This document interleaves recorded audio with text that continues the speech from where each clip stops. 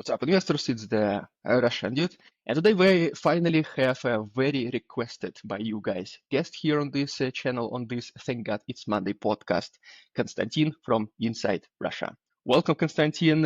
I'm assuming a lot of people know about you, but if you have anything to say to those people who probably have not seen your channel in a while, what the new stuff you are doing there, the floor is yours. Please introduce yourself. Well, first of all, thank you for having me. It's a pleasure. My name is Konstantin. I am the host of Inside Russia YouTube channel. I'm originally from Russia, born and raised in the USSR, spent quite a few years living in the USA, returned to Russia, lived in Ukraine, in Uzbekistan, and I'm coming from business background. I was an executive at a large construction corporation. We were constructing power plants. I'm a father of 5 children, a husband to a wonderful lady, son. And back in 2022, I became a political activist and I was forced to flee Russia. I live in exile now, do daily live streams,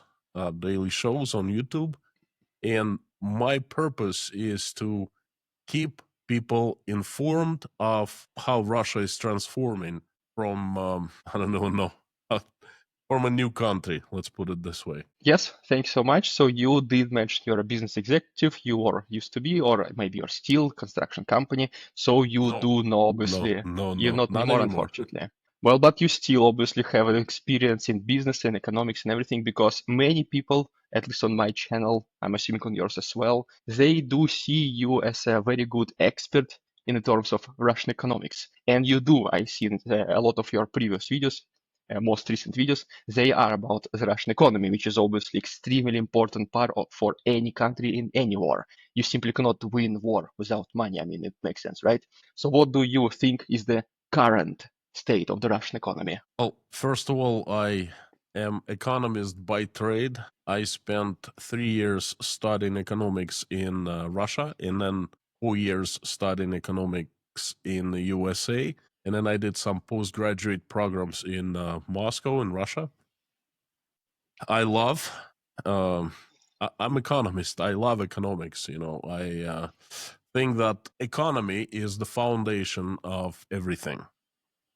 And it is my great interest to monitor how Russian economy is changing. Well, I don't narrow just to the economic topics. I talk about life in Russia in general through my eyes, how Russia is changing, not just its economy, but its society, its people. It's much more important than economy. But like you just said, economy is incredibly important for keep Putin regime going. So your question, how is Russian economy doing right now? Well, it's a very general question. I'll give you a very short answer. It's not doing well. Not doing well at all. Yes, in the very short, obviously, understanding. I mean, yes, obviously, I will have now more like evaluate type of questions, but that is precisely what sets the mood that, yes, I do speak about economy as well. I do have economics bachelor's from MGIMO, Moscow State Institute of International Relations. Then I did You're also golden boy. MBA. No, I was not one of those. I mean, if you guys are from Russia, or if you know about MGIMO, you know what one of those means. So then I also got MBA in finance, also from America, by the way. So I do talk about those topics as well, and I do understand the things that we're going to be talking about. One quick question, by the way, where did you get your degree, at least in the Russian university? In which city? Which was Russian. I did not get the degree because I was just about to get the degree, but I left for the USA to study there. I was attending the Institute of Economic Business and Law, EUBIP, in the city of Rostov-on-Don. And then in America. Well, I don't want to reveal that information, but that's a university in southern Maine, in the southern part of Maine, a large university. Mhm. Okay, yeah, obviously we do this kind of content. We don't want to reveal as much information about as much as possible. So yes, absolutely no more questions in this regard. So absolutely don't worry. And So don't worry then, about questions. If I don't or I can't answer, I'll just let you know. in a very But straightforward manner. So no problem yeah, there. yeah. Obviously, I do not have too many questions about where do you live, where did you go. I don't have questions like this, so don't worry about this. But I do have a question that obviously you obviously follow the Russian economic news as well. They tell us that the inflation is this, the interest rate is 21%, or what did it change already? The unemployment is this. It is the statistics from the Central Bank of Russia, from the Kremlin. Do you think these statistics that they gave us, do you think it matches with the reality, or obviously these are numbers that are not real? What do you think? Well, not all statistics are born equal. Not all the data is born equal. The key interest rate is 21%. Obviously, that's the reality. That's the truth. The unemployment was very low, was catastrophically low until recently, until the third quarter of 2024. No one knows that number. There are, the different experts give different numbers. Vladimir Putin once in his speech said that the unemployment is close to 2%. And the lowest number I've heard from one of the experts is 1.8%.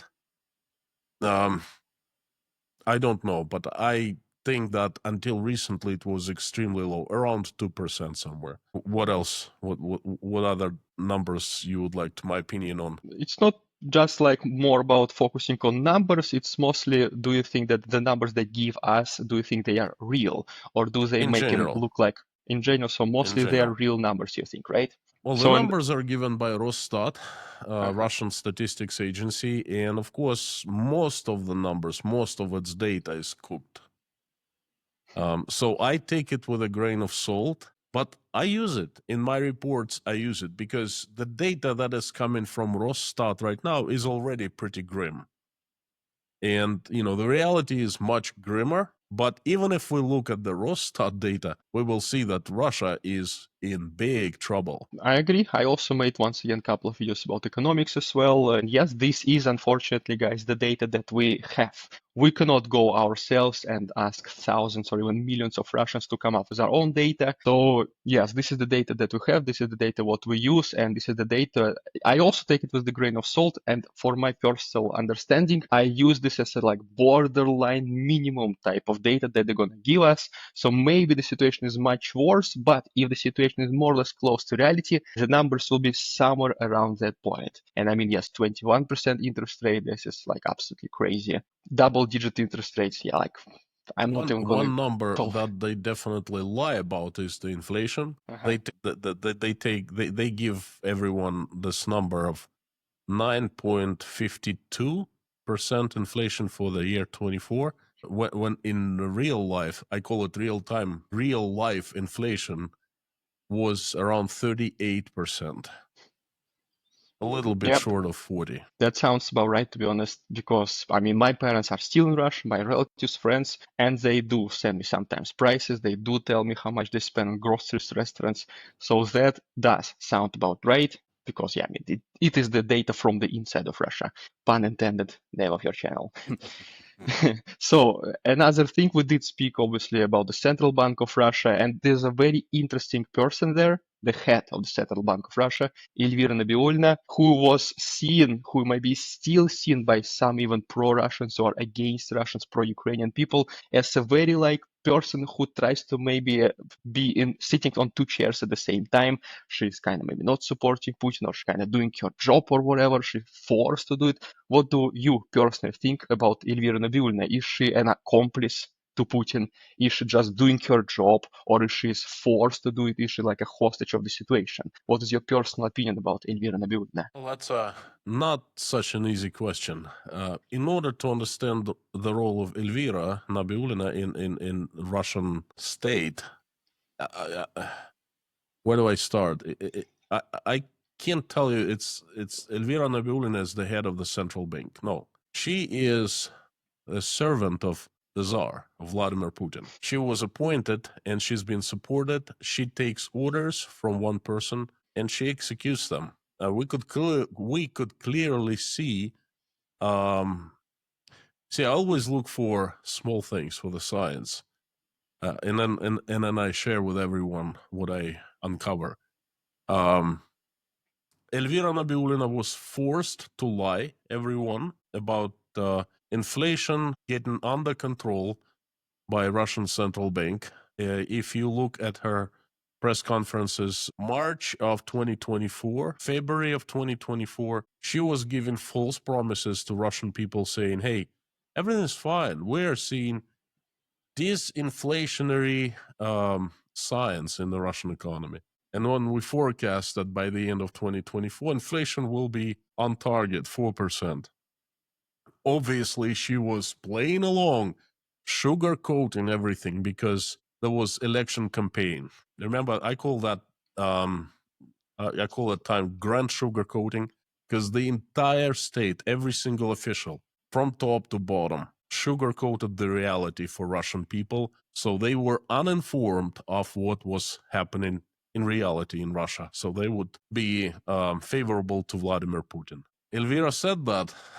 Then she came out and her tone changed just 3 months after. In June of 2024, she was very firm, saying, hey, we are having catastrophe on our hands. Inflation is going up and we need to do something. We need to raise the interest rate and so forth. And then she was very firm for so many months and she was raising the interest rate, which was the right thing to do.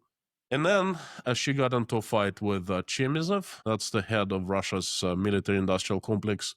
And she was very firm. She intended to raise the interest rate to 23% in November of last year. And then she was summoned to talk to Putin. The very next day, her tone changed. She started coming up with excuses, not raising the interest rate, keeping it at 21. And it was just such a contrast difference between what she had said a few days prior and then what she said after meeting Putin.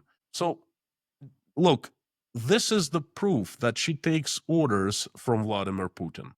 This is the proof that she is unfortunately not independent, and the central bank is not independent. It's supposed to be, according to the Russian constitution, but it's not. That's who she is. She's just like everyone else. One of the servants of the Tsar, one of his inner circle, I would say. Yeah. That's my answer. Yeah. No, obviously, once again, she does take orders from Putin. That goes obviously without saying. I don't think any single person close to power or state budget in Russia acts independently. That goes without saying. I agree with this on 100%. But yeah, obviously, those who do try to do something on their own, who try to show the initiative, they end up either drinking Russian tea or they sleep on banana peel on the 32nd floor next to an open window. So that's also, once again, another thing for Elvira Nabiullina. Is she doing those things you think voluntarily? Like she is like, okay, yeah, let's do it. Let's go ahead, Vladimir. Like, I'm gonna do it. Change, don't worry. Or is she once again like the hostage of the situation? Putin says like, what did you say? No, don't do it. And she's like, okay, okay, okay. But deep inside, she hates him. She doesn't want to do these things, but she's just forced to do it because, I don't know, simply she does not want to die. Simple as that. Do you think she's doing it voluntarily or she's forced to do it? Now we're talking away from the economy, Russian economy, and it's more of a personal choice that each one of us makes or has made or will have to make. I think you're talking to the right person. And I think I'm talking to the right person too, because I'm outside Russia. You're outside Russia. I think we both made, well, I know we both made our choice. And it's not a matter of being scared of flying out of the window, drinking Russian tea, or getting fired. It's a matter of selling your soul to the devil or not. It's a matter of picking your side. Are you on the side of lightness or you are on the side of darkness? That is up to your values, your moral stand. It has nothing to do with her job, who she is, and so forth. Everyone had a choice to make. I made my choice, okay, and I've been following it since the start of the war. And Elvira made her own choice. She's going to be paying for that. I'm pretty sure of that. She made her choice. Whether she likes the Putin, she doesn't like Putin inside of her, doesn't matter at this point. She's been serving him well for the past 3.5 years. Okay, she's been actually doing good things for the Russian economy, and she's been feeding the Russian military industrial complex with money, helping at least. So I think her choice is absolutely obvious. I have not heard one single person who said that Elvira is against Putin or against war. If you have, I haven't. So to me, her side is obvious. Yeah, pretty much that is the position of most people, what I met, what I've seen, what I've heard. There was, by the way, like, I don't know, maybe it's a rumor, maybe it's a fact, but it is very close to the reality. Maybe we can, after the podcast, we can double check the facts on Google and everything on the news. When the war started, she wanted to retire. She wanted to quit. When the war started, she was like, okay, that's it. I'm done. I'm going. I'm leaving. I'm retiring. Like literally within a couple of weeks after the invasion started, and she was not allowed to retire. Have you heard about this story? That's a rumor. Of course, I So heard that, of yeah. that, but who knows? Well, she met with Vladimir Putin. That's a fact, and he reappointed her to serve for one more term as the head of the Russia Central Bank. And I believe the meeting happened either on the 2nd or the 4th of March, right after the invasion, few days after Russia invaded Ukraine. And she agreed. She said, yes, I'll do that. What they were talking about, no one knows except for Nabiullina and Vladimir Putin. Again, that all comes down to the moral choice. Do you want to support Russia to kill innocent people, neighbors, or you don't? That's plain and simple. Make your choice. Yes, you might be in trouble. You most likely be in trouble. I had to leave everything behind and flee Russia in 36 hours. I know it's pretty tough, but I made my choice. She made hers.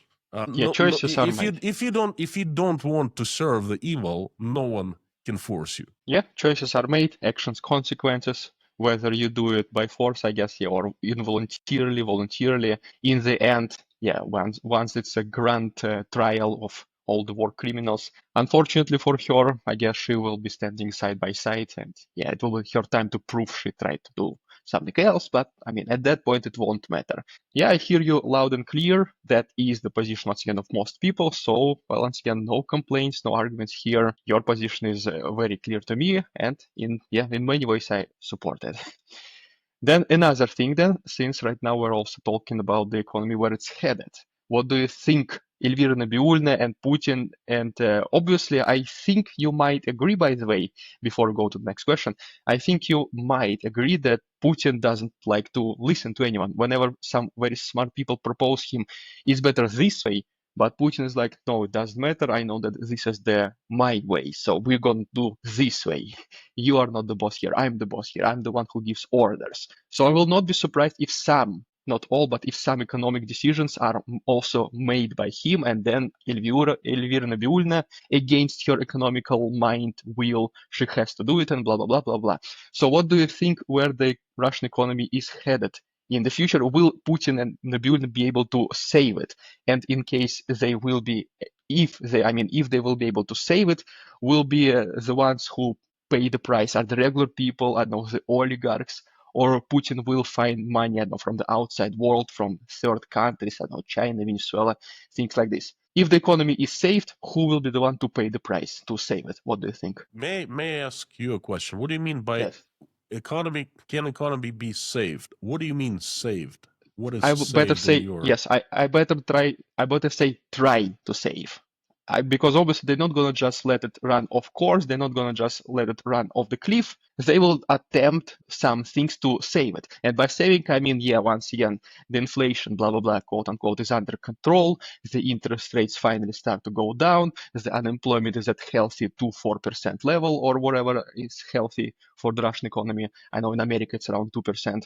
Like all the macroeconomical data is within the safe, good, healthy range, which means that in case some bad things happen, in case there is some unexplained contingencies, so it will not just collapse, as the stock market will not go into a recession, and the GDP will not be in the negative growth for the next several quarters. This is what I mean by safe, but in case of Russia, because I know that the situation is probably beyond saving, I better ask question, if they try to save it, who will be the ones to pay the price? The people, the oligarchs, or some outside money? Okay, understood. Just a little remark. Healthy unemployment is from 5 to 7%. 2 is catastrophe. I have not heard of 2% ever, not in my business schools, economic schools, not in the cases. 2%, that's insane. That's a very particular situation. But I understand the question. Okay. No one is trying to save Russian economy. Russia, unfortunately, is controlled by one man who makes all the decisions, who has absolute power in his hands. He has been amassing that power for 25 years, and he's done excellent job getting the power. He's built a system that governs Russia, and it's called the vertical of power. Basically, the vertical of power is the government agencies who serve Vladimir Putin and his purpose. And he only has one purpose: to hang on to his power for as long as possible for the rest of his life. And that's it. No one really cares about Russian economy. You're saying that will it be saved? Can it be saved? Who will be saving it? Getting it back to normal levels. Normal for who? For Russian people? Not gonna happen. For Vladimir Putin, everything is fine for him. He has won. Right now, he is triumphing. Okay, this is his highest hour in the, so to speak, highest day in the last 3 years. Now, time of uncertainty for Vladimir Putin, that was for 3 years, is over finally. His future is absolutely crystal clear. I know where he is taking Russia to. Okay. If we're talking about from the point of view of regular Russian people, that's a disaster. Russia is not going to recover in the decades to come, and it's going to fall pretty low. It has fallen already.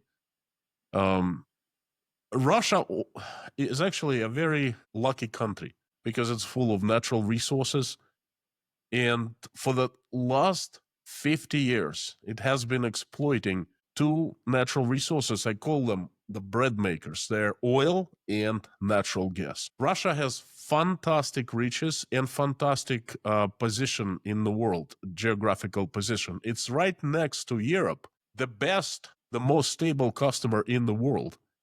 And Russian Soviets were smart enough to build pipelines leading into Germany and into Europe long time ago. And they were pumping oil and gas, natural gas. And that's how Russia was basically surviving for so long.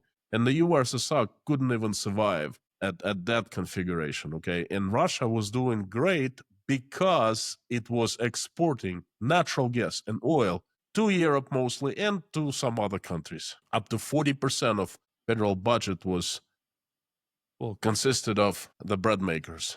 Then on top of that, there's metals, exports of rolled steel, ores, rare earth, things like that. And you gotta understand that all is lost. Even the war is over tomorrow. Okay, even don't ask me how, but let's suppose a miracle happens, and everyone lifts sanctions up, and Russia can sell natural resources again. The markets are lost. The United States had been trying to break into European market for a long time. Liquefied natural gas. The Middle Eastern countries have been trying to get into European market, and they did. They replaced Russia's natural gas. They replaced Russia's oil. And that's once you do that, you don't let others in. Okay. So Russia is done. It does not produce anything. It does not create many products. Well, services, yes, but not products. It depends on importing pretty much everything from China in other countries, and it exports natural resources. That export is done. Russia has lost it, and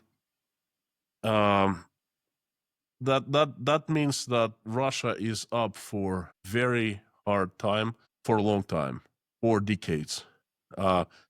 Russia is going to, well, Russian people are they are the ones who ultimately picking up the bill, and they won't be. They are picking up the bill already.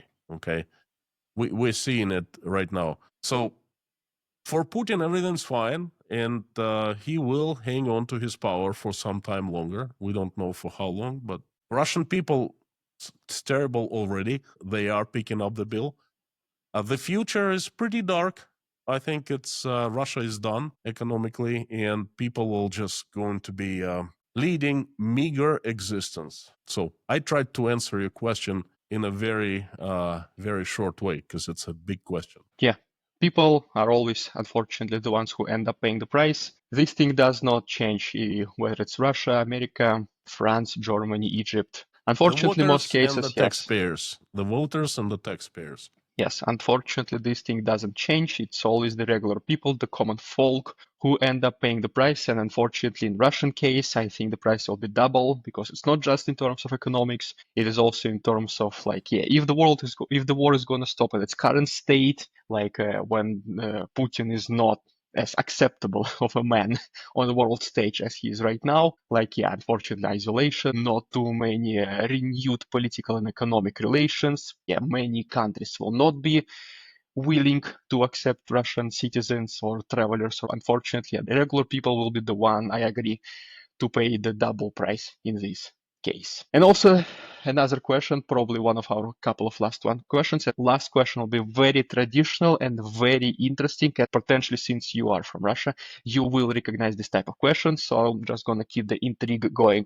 But first of all, I want to ask you, I guess at this point, it is pretty obvious that Putin did put Russian economy on military tracks. Military economy, wartime economy is the economy that only survives as long as war goes on. So what do you think, hopefully, when the war is over, hopefully sooner rather than later, what do you think will happen to the wartime economy of Russia when the war is no longer there? What do you think? I disagree that he has placed Russia on the war economy tracks. I don't think it has happened yet. He has laid out the foundation. If you remember, they started making new laws back in 2022 in June and July, and that they started building legislative base for war economy because before Russia hadn't had anything like that. They have been turning the economy towards the war mode, okay, but it's not there yet. I think he will finish this process very soon. Obviously, Putin announced victory to the entire world by conducting a fabulous V-Day parade, showing his strength, his connection to the world leaders. There were 27 presidents mingling, laughing with him, shaking hands, hugging, and so forth. He showed everyone that he's back in business, in the business of geopolitics, that Russia hasn't, it's not isolated anymore. It's not ostracized anymore. So this is Putin's victory. Okay. He's having a good time. He's triumphing. And now he is trying to improve his image. He's trying to become a peacemaker. You know, he's the one who did a press conference and called for direct negotiations with Ukraine that are happening right now as we speak, by the way. And of course, he's not going to accept anything from Ukraine, and that's farce. And the next step, he will turn to Russians and say, hey, you know what? Things have changed. We have won. We are victorious at this point. But look, we have tried real hard to stop the military operation. I think he called it war in his speech. Now it's called war officially in Russia. So you see, but it's not us, it's them. And they forced us. We are forced to become strong militarily. We are forced to change our economy so it's geared towards the military industrial complex. And this is when Russian economy will be placed on the military tracks. And what I mean is going to be a set of new rules that they will be limiting rights of Russian citizens and increasing their responsibilities. They would have to work more and get paid less. They wouldn't have a choice. They would be obliged to do certain things. There will be price control introduced. Businesses, you know, they will still exist, but again, there will be limitations placed on businesses and so forth. This is what I call the war economy. I made a live stream a couple days ago about it, and then I described in details what I think it will look like. So Putin cannot afford peace at this point. Imagine the war is over, these people from the front lines come back home armed with problems in their heads, PTSD, with understanding that they're new elites and everyone must bow to them, with lower pay because now they're getting paid a lot, and all of a sudden they will take a huge cut in payment. They're not going to like that. Putin doesn't enjoy the idea, I'm sure. Now, once the war is over, everyone will focus on the domestic issues, on the economy. And the biggest question will be, look, we're the taxpayers. We are the voters. Why our living standard is so low? There's no war any longer. Okay, we're at peace. And that's Putin will have nothing to answer for that. And his boat will be rocking. Right now, it's deadly steady, but it will be rocking in peacetime. So peace is something he doesn't want, and I don't foresee peace coming. Once Putin is out of the door, one way or another, dead or alive, things will change. But then it's really, really early to say what's going to happen. You see, economy is not, you're economist, right? So you know that it's not really hard to fix. You need to apply right economic policies. You need to create certain economic incentives, atmosphere, and in a couple years, the economy would be growing. The economy is the easiest thing to fix because we know the rules, we know how it works. We apply a measure, a policy, and we get result in 6 months, in 1 year, in 18 months, or whatever. It's all been done. The biggest problem is the transformation that takes place inside Russian people. That cannot be fixed easily, if ever. And that's where we should be looking at. I don't foresee Russia becoming a peaceful country because it has tasted the blood. Russian rulers have tasted the blood. They're enjoying the situation. They're fine. They're not picking up the bill. They're becoming richer, more powerful. And the people, well, who cares? Certainly not the rulers of Russia care. Certainly not. So I think that's what we should be looking at. Yeah, that's the unfortunate reality being Russian. We Hey, feel it. look, I feel I it. have, Yes. I have this. Okay, Mhm. place me in charge of Russia and Russian economy, and I will turn it around in 2 years. I guarantee. I don't know everything about economy. I'm not a statesperson. Okay, but you know what? I would just take the best minds. I would put them together, and we would come up for a plan. We would implement it, and the economy would be turned around. It's not that difficult. It's not rocket science. It's easy. Okay, so if they want to change it around, dude, I can give the recipe right now if you want. Okay, but they're not gonna do it. That's the thing. It's your election campaign speech to be the head of the Central Bank of I'm not Russia. politician. Sorry, I'm not politician. I'm just saying. I'm Yeah. telling you from a point of view of an economist. Okay, that's Yeah. easy.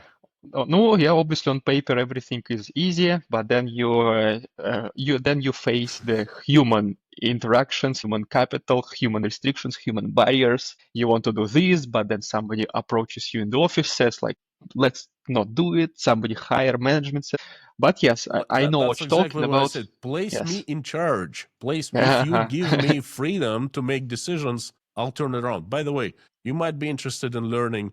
I don't know if you remember or not. There was a case of turning the economy upside down in a good way. Kaha Bendukidze and Mikhail Saakashvili back in 2005.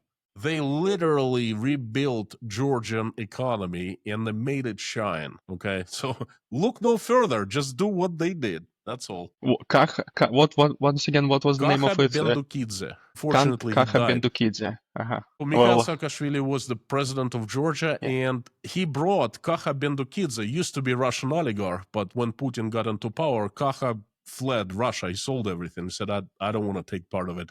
And he moved to Georgia. Mikhail Saakashvili brought him to change the economy, bring it around, the economy of Georgia, and he did a marvelous job. So I have utmost respect for the both, for Saakashvili and Bendukidze. He's absolutely great guy. Okay, I will definitely then do a research Check it about out. it. You guys as well. Kaha Bendukidze. Um, just, I guess, spell it as you hear it, and then Google will autocorrect you. Just add some economics if you want as well. I'm sure you will be able to find it and do a quick overview of the case. And yeah, that is a very interesting one. I'm assuming I never heard about it, but I will then definitely, after this podcast, go ahead and read about it. And then now, traditionally, the question of the day, the question of the podcast, the question of the interview. Short question, short answer, not necessarily the easy one, but that's how it goes. And once again, I'm sure you heard it already in another interview. And the question goes as following. If you are in front of Putin, what will you ask him?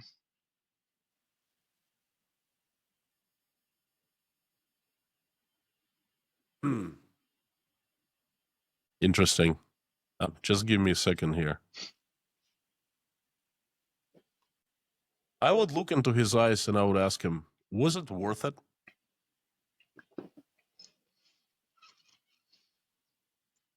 That's pretty much it then.